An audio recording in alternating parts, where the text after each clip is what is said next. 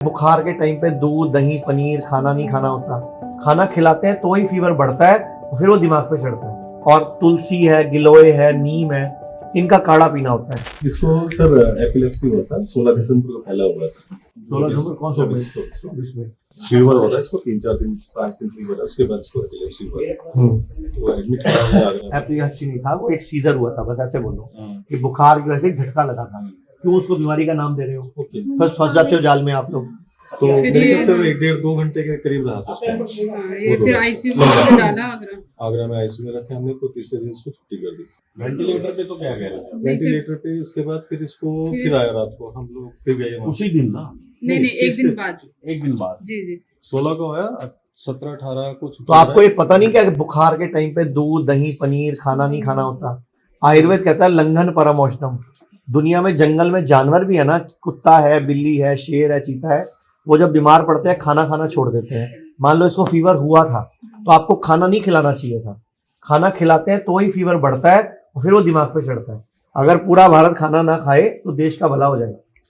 और कोई फीवर उतारने की गोली भी नहीं खानी होती, उल्टा गर्म पानी की बाल्टी में पाँव डुबोने होते हैं। और तुलसी है, गिलोय है, नीम है, इनका काढ़ा पीना होता है। अब तक कितनी बार हुआ ऐसा?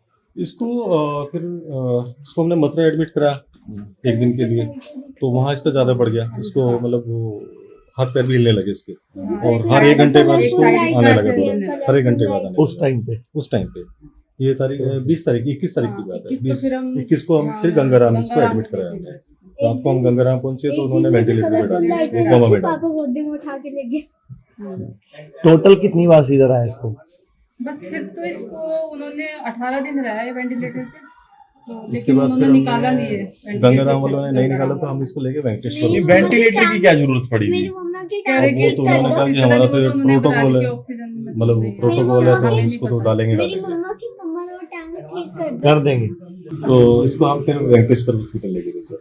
तो उन्होंने फिर वहाँ पे नेक्स्ट डे तीसरे दिन वेंटिलेटर से बाहर कर दिया था इसको, और आईसीयू में रहा। फिर ये 14 फरवरी को फिर डिस्चार्ज हुआ था आईसीयू से 25 में। हाँ मतलब 21 से लेके 21 दिसंबर से लेके 14 फरवरी को डिस्चार्ज हुआ। ये कब की बात है? 24 में हुआ था। तो अब टोटल उसके बाद अब तक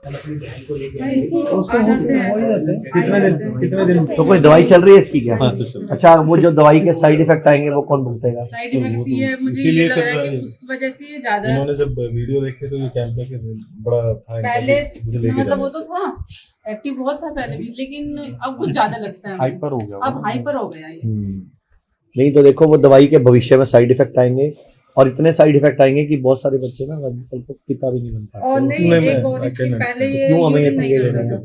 इसको ठीक कर लेते हैं ना। मतलब नाइट में नहीं करता था, लेकिन ये उसके होने के बाद लेकिन उसके लिए कुछ दिन रहना पड़ेगा, और इसको ना सूरज डूबने के बाद आपको खाना खाना बंद करना है, और जो भी चीज जानवर से आती है वो सब काटा मारना है आपने। और एक ना ये मतलब यूरिन करने लगा रात को, पहले नहीं करता। वो दवाई का साइड इफेक्ट आएगा ना, डायपर लगाना पड़ता जो दवाई आपको दे रहे हो उसका केमिकल है, वो केमिकल के तो जबरदस्ती कर रही है ना बॉडी, वो जो दवाई है उसके साइड इफेक्ट आ रहे हैं। आप जितने भी लोग एपिलेप्सी की दवाई लंबा साल खाते हैं, आप उनसे मिल लो ना, उनको बाद में क्या क्या दिक्कतें आई, भविष्य में वो पिता नहीं बन पाया, कोई लड़की है तो माँ नहीं बन पाई, क्या करोगे उसका बताओ? फिर एक तरह का ऐसा क्यों चाहिए? इससे अच्छा ठीक कर लो इसको। एक तो इसको यूरिन करना नीचे बैठ के शुरू कराओ, और घर में एक टॉयलेट सीट इंडियन कर लो आप। हाँ, तो उस पे जाया करे, ये पेशाब भी नीचे बैठ के करे, और आप ना इसको सिखाओ कि पेशाब करना है नीचे, पैंट उतार के टांग के नीचे बैठ के करना है, अगर आप भविष्य इसका उज्जवल चाहते हो तो। बाकी हम कुछ बताएंगे और चीजें वो सब आप कर लेंगे। लोग कहते हैं आयुर्वेद गंभीर बीमारियों का इलाज नहीं कर सकता, लेकिन अगर पूरे भारत में कोई गंभीर बीमारी से परेशान है तो आयुर्वेद को ट्राई करने तो आ सकते हो ना, पंचकर्मा करा सकते हो, नुकसान तो कुछ होगा नहीं, लेकिन बॉडी हील कर गई तो जिंदगी आपकी बन जाएगी। और सभी प्रकार के हेल्थ इंश्योरेंस हमारे 120 सेंटरों पर चलते हैं।